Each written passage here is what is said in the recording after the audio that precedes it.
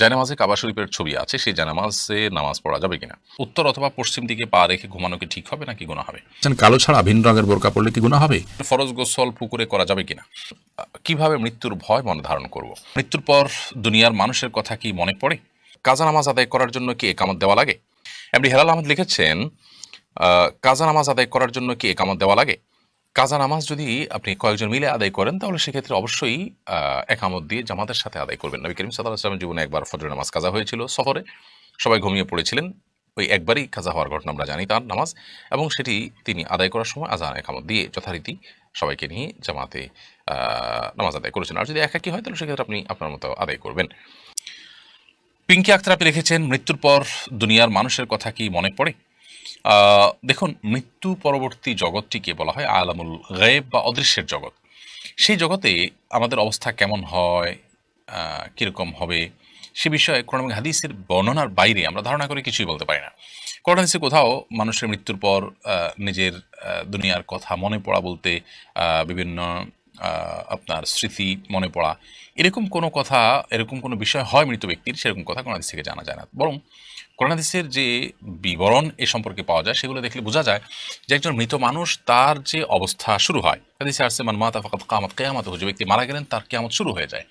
তো এরকম একটা পরিস্থিতিতে মানুষ পেছনের বিভিন্ন স্মৃতি চারণ করবে, তার বিভিন্ন স্মৃতি মনে পড়বে, সেটাকে তিনি স্মরণ করবেন।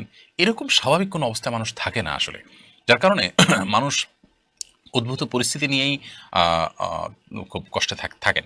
হ্যাঁ, যারা জান্নাতি তাদের কথা ভিন্ন, যে তারা জান্নাতের নেয়ামত ভোগ করতে থাকেন। যেহেতু মৃত্যুর পর কিয়ামত কায়েম হওয়া পর্যন্ত শুধুমাত্র জান্নাতের নেয়ামত ভোগ করাই তাদের একমাত্র কাজ থাকে, এবং সেটি পরিপূর্ণ জীবিত স্বাভাবিক মানুষের মতো যে থাকে তা নয়, শুধুমাত্র জান্নাতের নেয়ামত ভোগ করার মতো একটা বিশেষ হায়াত তাদেরকে দেওয়া হয়। জাস্ট এইটুকু। অতএব এর বাইরে তাদের দুনিয়ার কথা মনে পড়ে, স্মরণ করেন, বা পেছনের কথাগুলোকে স্মরণ করে তারা তাদের ভালো লাগা মন্দ লাগা কাজ করে, এরকম কোনো কথা কোরআন হাদিস দ্বারা আমরা জানি না। বিধায় আলমুল গায়েবের দৃশ্যগুলোকে বা সেখানকার চিত্রগুলোকে আমরা ধারণা করে বলতে পারি না। এটি আল্লাহর উপরে ন্যস্ত করবো, আল্লাহ তাআলা ভালো জানেন। এমনি শামীম হোসেন লিখেছেন, জায়নামাজে কাবা শরীফের ছবি আছে, সেই জায়নামাজে নামাজ পড়া যাবে কিনা? জায়নামাজ যদি কাবা শরীফের ছবি থাকে সেখানে নামাজ পড়লে নামাজ হয়ে যাবে, নামাজ হবে না ব্যাপারটা সেরকম না। কিন্তু জায়নামাজে আমাদের লক্ষ্য রাখতে হবে, অনেক সময় খুব সূক্ষ্মভাবে তাকালে পরিষ্কারভাবে দেখা যায় যে জায়নামাজে বিভিন্ন মূর্তির ছবি, প্রাণীর ছবি পর্যন্ত থাকে। এগুলো বিভিন্ন অমুসলিম দেশগুলোতে করে। অনেক সময় তারা জেনে হতে পারে, ষড়যন্ত্র অংশ হিসেবে হতে পারে, বিভিন্নভাবে এগুলো করে। এজন্য প্লেন জায়নামাজে নামাজ পড়তে পারলে সবচেয়ে উত্তম। এটা সকল ঝামেলার ঊর্ধ্বে উঠা যায়। আর দ্বিতীয়ত হলো, এতে নামাজের ভিতরে মনোযোগটাও ধরে রাখা যায়, ভাব গাম্ভীর্য টিকে থাকে। আর যদি আপনি কাবার ছবি বা এই জাতীয় কোনো কিছু রাখেনও, তাহলে সেক্ষেত্রে রাখতে পারেন, এতে গুনাহ হবে না। বাট কাবাকে প্রয়োজন ছাড়া অনেক সময় দেখা যায় যে নামাজকে পড়াইতে হয়। আপনার এমনভাবে এটাকে ব্যবহার করতে হয় যেটা অপমানজনক হয়। আরেকটা বিষয় হলো যে কাবার দিকে চেয়ে থাকা নামাজের মধ্যে হাদিসে নিষেধ আছে। আপনি কাবার সামনে দাঁড়িয়ে যখন মক্কায় নামাজ পড়বেন তখনও কাবার দিকে চেয়ে থাকবেন, এটা হাদিসে নিষেধ আছে। আপনি নামাজের মধ্যে সিজদার জায়গার মধ্যে আপনি তাকিয়ে থাকবেন, এভাবে উপরের দিকেও তাকাবেন না, আবার সামনে কাবার দিকেও তাকাবেন না। তাহলে সেখানে সেই কাবার ছবি আপনি জায়নামাজ দিয়ে সেদিকে তাকাচ্ছেন, কাবার দিকে আপনার মনোযোগ যাবে, সেটিও কিন্তু উদ্দেশ্য। আমরা কিন্তু কাবার ইবাদত করি না, কাবার দিকে ফিরে আল্লাহর ইবাদত করি। এসব দৃষ্টিকোণ থেকে জায়নামাজে কাবার ছবি ইত্যাদি না থাকলে উত্তম, কিন্তু থাকলে নামাজ হবে না বা গুনাহ হবে, ব্যাপারটা সেরকম না। ইনফেরিয়র ম্যান এডি থেকে আপনি লিখেছেন, কিভাবে মৃত্যুর ভয় মনে ধারণ করব? কবরে একটু বেশি বেশি করে যাবেন, এবং মৃত্যু যন্ত্রণায় কাতর বা মৃত্যুর মুখে পতিত মানুষগুলোর পাশে থাকার চেষ্টা করবেন। হসপিটালের বেডে কাতরাচ্ছে সে মানুষগুলোর কাছে যাওয়ার চেষ্টা করবেন। এই কাজগুলো মৃত্যুর স্মরণ হতে আমাদেরকে সাহায্য করে। এছাড়া মৃত্যু নিয়ে বিভিন্ন গুরুত্বপূর্ণ বক্তব্য লেখা, কোরআন কারীমের আয়াত, জীবনের বাস্তবতা, এগুলোকে নিয়ে আমরা একটু চিন্তা করতে পারি। একাকী নির্জনে কিছু সময় কাটাতে পারি। আল্লাহর সৃষ্টি একাকী অবলোকন করা, দেখা, সেগুলোর মাধ্যমে আমরা মৃত্যুর স্মরণ আনতে পারি। মৃত্যুর মতো বাস্তব বিষয় তো আমাদের জীবন আর কিছু নেই। এটা যদি আমাদের কাছে অবিশ্বাস্য মনে হয় বা এটা যদি আমাদের স্মরণে আসতে কষ্ট হয়, তাহলে সেটা তো খুবই দুর্ভাগ্যজনক বিষয়। এজন্য আমরা একাকী থাকার চেষ্টা করব। সেই সাথে বস্তুবাদের মধ্যে, ভোগবাদের মধ্যে আমরা ডুবে থাকার কারণে মৃত্যুর কথা আমরা অনেক সময় ভুলে যাই। তো এইজন্য এগুলো থেকে আমরা কিছু সময়ের জন্য হলেও সরার চেষ্টা করব। ইনশাআল্লাহ বিদিনিল্লাহ মৃত্যুর স্মরণ আসতে সাহায্য করবে। মাহবুব রহমান লিখেছেন ফরজ গোসল পুকুরে করা যাবে কিনা। ফরজ গোসল পুকুরে করা যাবে, কোনো অসুবিধা নেই। পুকুর সাধারণত বড় হয়ে থাকে আমাদের দেশে। একেবারে ছোট গড় যদি হয় যে 10 হাত করে চারদিকে 40 হাতেরও কম হয়, তাহলে সেক্ষেত্রে সেটা ভিন্ন। কিন্তু এর বাইরে বড় যদি হয় তাহলে সেক্ষেত্রে বড় বলতে মানে চারপাশে 40 হাতের বেশি এরকম পুকুর বাংলাদেশে প্রায় অলমোস্ট সব পুকুরগুলোই। তো এই সমস্ত পুকুরে গোসল করাতে কোনো অসুবিধা নেই। ফরজ গোসল সেখানে যদি আপনার নাপাক লেগেও যায় তাতে সব পানি নাপাক হয়ে যাবে না, কারণ পানি যখন অনেক বেশি থাকে সেখানে সামান্য নাপাক লাগলে সব পানি নাপাক হয়ে যায় না। হ্যাঁ, নাপাকটা যদি কোথাও দৃশ্যমান থাকে তাহলে ওই দৃশ্যমান যেখানে তার আশপাশের পানিগুলো শুধুমাত্র নাপাক থাকবে, এবং সেটা যে আস্তে আস্তে পরিবর্তিত হয়ে যায় আর দৃশ্যমান না থাকে তাহলে তার কোনো কথাই নেই। অতএব ফরজ গোসল পুকুরে করতে কোনো সমস্যা নেই। বিনা সুলতান আপনি লিখেছেন উত্তর অথবা পশ্চিম দিকে পা রেখে ঘুমানো কি ঠিক হবে নাকি গুনাহ হবে? দেখুন, উত্তর অথবা পশ্চিম কোনো দিকে পা রেখে ঘুমানোর ব্যাপারে কোরআন এবং হাদিসে পরিষ্কার কোনো নিষেধাজ্ঞা নেই। উত্তর দিকে তো নাই, পশ্চিম দিকে বা কেবলার দিকে পা রেখে ঘুমানোর ব্যাপারেও কোনো পরিষ্কার নিষেধাজ্ঞা কোরআন হাদিসে কোথাও পাওয়া যায় না। তবে অনেক ওলামায়ে কেরাম এটিকে নিষেধ করেন। সে নিষেধাজ্ঞাটা হারাম পর্যায়ে না, জাস্ট অনুত্তম মাকরুহ এই পর্যায়ে নিষেধাজ্ঞা অনেক ওলামায়ে কেরাম আরোপ করেন এই যুক্তিতে যে পশ্চিম দিকে বা কেবলার দিকে পেশাব বা পায়খানা করা নিষেধ, আর সেই দিকে সবসময় আমরা যদি পাও দেই বা বসার সময় যদি পাও লম্বা করে বসি তাহলে সেক্ষেত্রে এক ধরনের অসম্মান প্রদর্শন হতে পারে। আপনার উদ্দেশ্য সেটা না হলেও দৃশ্যত সেরকম মনে হতে পারে। আমরা কোনো সময় তো ব্যক্তির দিকে পা দিয়ে বসি না সাধারণত, সেই জায়গা থেকে অনেকে এটিকে নিষেধ করেন। তবে কোরআন হাদিসে পরিষ্কারভাবে কেবলার দিকে পা দেওয়ার পরে কোনো নিষেধাজ্ঞা নেই। যদি কেউ সেদিকে পা দিয়ে ঘুমান বা বসেন তাহলে সেক্ষেত্রে কোরআন হাদিসের খেলাফ করেছেন এমনটি বলা যাবে না। তবে কারোর কাছে কেবলার প্রতি কাবার প্রতি ভালোবাসা এবং শ্রদ্ধার জায়গা থেকে তিনি পা দেয়াটা তার কাছে খারাপ লাগছে, সেটি ভিন্ন বিষয়। আফরোজা ইসলাম লিখেছেন কালো ছাড়া ভিন্ন রঙের বোরকা পরলে কি গুনাহ হবে? না, গুনাহ হবে না। আপনি এমন বোরকা পরবেন বা এমন পোশাক পরবেন যেই পোশাক অন্য পরপুরুষের দৃষ্টিকে আপনার দিকে খুব বেশি আকৃষ্ট না করে, খুব বেশি চাকচিক্যপূর্ণ না হয়, এরকম পোশাক পরবেন। সেটা কালো হওয়াটা এখন আবশ্যক নয়, তবে খুব বেশি সেটা আপনার আকর্ষণীয় এবং খুব বেশি অন্যের দৃষ্টিকে কাটতে পারে এরকম যেন না হয়, সেদিকটা খেয়াল করবেন। সাদা হতে পারে, কালো ছাড়া অন্য কোনো সাধারণ যে কালারগুলো আছে যেগুলো খুব বেশি অন্যের দৃষ্টিকে আকৃষ্ট করে এমন না, এরকম কালার হতে পারে। আপনি হাসান চৌধুরী আপনি লিখেছেন আমি নামাজ পড়ি কিন্তু শয়তান আমাকে অতিরিক্ত খারাপ স্বপ্ন দেখায়, এ ব্যাপারে আমাকে কিছু পরামর্শ দিন।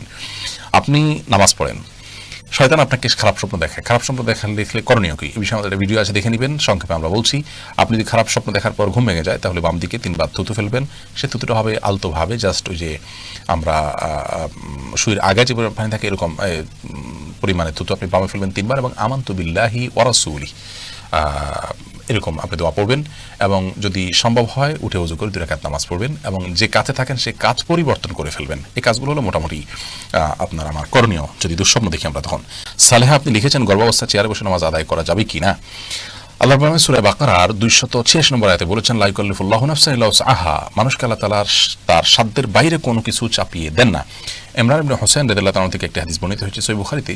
তিনি একবার নবী সাল্লাল্লাহু আলাইহি ওয়াসাল্লামের কাছে বলেছেন, ইয়া রাসূলুল্লাহ, আমি এমন একটা রোগে আক্রান্ত যে রোগটা আপনার আমরা যেটাকে অ্যাক্সিডা বা যেটাকে আপনার পাইলস বা এই জাতীয় অ্যানাল ফিসার জাতীয় রোগ বলতে পারি, এরকম একটা রোগের কথা তিনি বললেন। তখন নবী করিম সাল্লাল্লাহু আলাইহি ওয়াসাল্লাম তাকে বললেন, তিনি বললেন যে অবস্থা আমার সালাত পড়তে কষ্ট হয়। তখন তিনি বলেছেন তুমি দাঁড়িয়ে সালাত আদায় করো যদি পারো, আর যদি না পারো তাহলে বসে পড়বে, আর না হলে তুমি কাত হয়ে বা শুয়ে পড়বে। তো এই হাদিস থেকে আমরা স্পষ্ট জানতে পারি অসুস্থতাজনিত কারণে যদি কেউ সালাত যথাযথভাবে সঠিকভাবে দাঁড়িয়ে যথানিয়মে পড়তে না পারেন তাহলে তিনি যেভাবে পারেন সেভাবে আদায় করবেন। গর্ভাবস্থায় অনেক মেয়েরা খুব বেশি দুর্বল হয়ে পড়েন, শরীর ভার হয়ে পড়ে। এই অবস্থায় রুকু সিজদা উঠা বসা করাটা বিশেষ করে লাস্ট স্টেজে এসে অনেক সময় কঠিন হয়ে যায়, এবং শরীরের যে ভারসাম্য আছে ধরে রাখতে পারেন না, এবং পড়ে গিয়ে ক্ষতিগ্রস্ত হওয়া এবং গর্ভস্থ সন্তান ক্ষতিগ্রস্ত হওয়ার আশঙ্কা থাকে। এরকম যদি অসুস্থ কোনো মা থাকেন এবং এই পর্যায়ে চলে যায় তাহলে সেক্ষেত্রে তিনি যদি দাঁড়ানো থেকে চেয়ারে বসতে পারেন, চেয়ার থেকে দাঁড়াতে পারেন, এটুকু পারেন, তাহলে দাঁড়িয়ে সালাত শুরু করবেন। রুকু সিজদার সময় চেয়ারে বসে ইশারা রুকু সিজদা এবং বৈঠক এগুলো সব করবেন। আবার পরবর্তী রাকাতের জন্য তিনি দাঁড়িয়ে যাবেন যদি এটা তিনি করতে পারেন। আর যদি এটুকু কাজও তার জন্য রিস্কি হয় বা কষ্টকর হয় বা দুঃসাধ্য হয় তাহলে সেক্ষেত্রে তিনি চেয়ারে বসেই সালাতের শুরু থেকে শেষ পর্যন্ত সালাত আদায় করতে পারবেন। আর যদি এরকম সমস্যা না থাকে, নিছক আরামায়েশের জন্য, নিছক তথাকথিত আপনার ভয় বা রিস্ক, যে রিস্কটা আসলে এরকম জোরালো কোনো রিস্ক না, এরকম মনে করে তিনি চেয়ারে বসে সালাত আদায় করেন, তাহলে কিন্তু সালাত হবে না। তার অবস্থাটা কতটা আপনার নিরুপায়ের অবস্থা সেটা আগে বের করতে হবে। যদি তিনি সত্যি নিরুপায় হন এবং রিস্কটা প্রবল থাকে উঠা বসা করে সালাত যথাযথভাবে করতে গেলে, তাহলে সেক্ষেত্রে অবশ্যই তার জন্য বসে সালাত আদায় করার সুযোগ আছে চেয়ারে। এরপরে প্রশ্ন করেছেন সাইদ আহমদ, আপনি লিখেছেন কোনো দিনক্ষণ বা মাসকে কি অশুভ মনে করা যাবে? কোনো দিনক্ষণ বা মাসকে অশুভ মনে করা যাবে না। শরীয়তে এই অশুভ, অকল্যাণ, অপয়া বলতে কোনো কিছুর কোনো অনুমোদন নেই। আমরা অনেক সময় মনে করি যে অমুক দিনে সফর করা ঠিক নয়, অমুক কাজটা করা ঠিক নয়। নবী করিম সাল্লাল্লাহু আলাইহি ওয়াসাল্লাম বলেছেন, যদি কেউ কোনো কিছু করতে চায় এরপরে মনে করে না এটা অপয়া হচ্ছে, এরপরে সে ফিরে আসে, তাহলে সে শিরক করলো। এবং এই বিষয়টি মুসনাদ আহমদ এবং তাবরানীতে বর্ণিত হয়েছে আব্দুল্লাহ ইবনে আমর রাদিয়াল্লাহু তাআলা থেকে। তো এই যে একটি বিষয়, এটি থেকে পরিষ্কারভাবে বোঝা যায় হাদিস থেকে যে কোনো অপয়া বলতে কোনো কিছু বিশ্বাস করা এটা আমাদের ইমানের পরিপন্থী। দেখা যায় দোকানদার তার প্রথম কাস্টমার যখন বাকি চান তখন মনে করেন এটা অপয়া হয়ে গেল। কেউ যখন বের হইতে যান এরপরে গিয়ে দেখেন যে ঝাড়ু দেখলেন, তখন তিনি মনে করেন যে এটা অপয়া হয়ে গেল। তো এগুলো সবগুলোই শিরপূর্ণ বিশ্বাস। আসলে এই কোনো কিছুর মধ্যে, জাতীয় কোনো কিছুর মধ্যে কোনো প্রকার অকল্যাণ নিহিত নেই। এগুলো আপনার আমাদের সামাজিক কুসংস্কার বলতে পারি। আয়েশা ঈশিতা, আপনি আইডি থেকে জানতে চেয়েছেন, বিবাহের ক্ষেত্রে নারী নিজেই পুরুষকে বিবাহের প্রস্তাব দেওয়া কি সুন্নাত? বিবাহের ক্ষেত্রে নারী নিজেকেই বিবাহর প্রস্তাব দেওয়া এটি সুন্নাহ নয়, এটি জায়েজ। নবী করিম সাল্লাল্লাহু আলাইহি সাল্লামকে কোনো নারীর বিবাহের প্রস্তাব দিয়েছেন, সেই হিসাবে এটিকে আমরা জায়েজ বলতে পারি। তবে কোরআনে কারিমে আমরা দেখি আল্লাহ রাব্বুল আলামিন আল্লাহ নবী ইয়াকুব আলাইহিস সালাম সম্পর্কে এবং আরও বিভিন্ন নবীদের সম্পর্কে আল্লাহ রাব্বুল আলামিন বলেছেন তাদের যে ছিল, তারা আপনার তাদের সন্তানদের বিবাহ দিয়েছেন। এবং রাসূল আকরাম সাল্লাল্লাহু আলাইহি সাল্লামের সাহাবীদের মধ্যে থেকে উমর রাদিয়াল্লাহু তাআলার কথা আমরা বলতে পারি, তিনি তার সতীর্থ এবং সিনিয়র ওসমান রাদিয়াল্লাহু তাআলাকে বিবাহের প্রস্তাব দিয়েছেন তার কন্যার। তো অভিভাবকরা বিবাহের প্রস্তাব দিবেন সন্তানের পক্ষ হতে। কোরআন কারিমে সূরা কাসাসের 27 নম্বরে আয়াতে আল্লাহ তাআলা বলেছেন, ক্বালা ইন্নী উরিদু আন উনকিহাকা ইহদা ইবনাতাইয়া হাতাইন। মূসা আলাইহিস সালামকে বলেছিলেন তিনি যে তোমাকে আমি আমার এই দুই কন্যার কোনো একজনকে বিবাহ দিতে চাই। তো এখান থেকে বোঝা যায় যে বাবা মা মূলত বিবাহের প্রস্তাব দিবেন, কিন্তু যদি কোনো মেয়ে নিজেকে কোনো দিনদার, কোনো ভালো পাত্র পেয়ে দিনদারিতার দিক বিবাহের প্রস্তাব সরাসরি, সেখানে কোনো প্রকার সম্পর্ক স্থাপনের প্রস্তাব যদি হয় সেটি সম্পূর্ণ গুনাহের বিষয় হবে, অর্থাৎ বিবাহ বহির্ভূত যে সম্পর্ক স্থাপন সেটার জন্য যদি হয়। শ্রাবণী ইসলাম লিখেছেন, আমার হাঁটুতে ব্যথা, হাঁটতে কষ্ট হয়, দুনিয়াবি কাজ করি, অনেক কষ্ট করি, পা ভাঁজ করে বসতে পারি না, কিভাবে নামাজ পড়বো? বোন শ্রাবণী, হাঁটুতে ব্যথার কারণে যে আপনার হাঁটতে কষ্ট হয়, চলাফেরা করতে অসুবিধা হয়, পা ভাঁজ করে বসতে পারেন না, অতএব আপনি অহেতুক নিজেকে কষ্ট দিবেন না, বরং আপনি দাঁড়িয়ে নামাজ পড়বেন। রুকু এবং সিজদা যদি করতে পারেন করবেন, যদি করতে না পারেন তাহলে আপনি চেয়ারে বা কোনো কিছুতে দাঁড়ানোটা দাঁড়িয়ে করবেন, এরপরে চেয়ারে বসে বাকিটা ইশারায় আপনি করবেন। আর যদি রুকু ঠিকমতো করতে পারেন তাহলে রুকুটাও ঠিকমতো করবেন। সিজদার সময় শুধুমাত্র চেয়ারে বসে বা কোনো কিছুতে বসে আপনি একটু ঝুঁকে সিজদা নিয়ত করে আপনি সিজদা করবেন, ইনশাআল্লাহ আপনার নামাজ হয়ে যাবে। এরপর মিস তানিয়া প্রধান, আপনি লিখেছেন, মাসিক ভালো হওয়ার পর নামাজ শুরু করার পর যদি আবার প্রস্রাব করার পর 1-2 ফোঁটা বের হয়, তখন কোমর পর্যন্ত ধুলেই হবে নাকি গোসল করতে হবে? দেখুন, মাসিক যদি যথাযথভাবে ভালো হয়ে যায়, আপনার যে সময় ভালো হওয়ার কথা সে সময় ভালো হয়ে গেছে, যেদিন ভালো হওয়ার কথা সেদিন ভালো হয়ে গেছে, এর বেশি আপনার হয় না নর্মালি, এরপরে আবার কখনো বের হয়ে গেছে, প্রতি মাসে আপনার 6 দিন হয়, 7 দিন হয়, 8 দিন হয়, একটা অভ্যাস আছে, সে অভ্যাসের সময়টা পার হয়ে যাওয়ার পরে যদি বের হয় তাহলে এটা অসুস্থতা, অতএব এটুকু ধুয়ে ফেললেই হয়ে যাবে।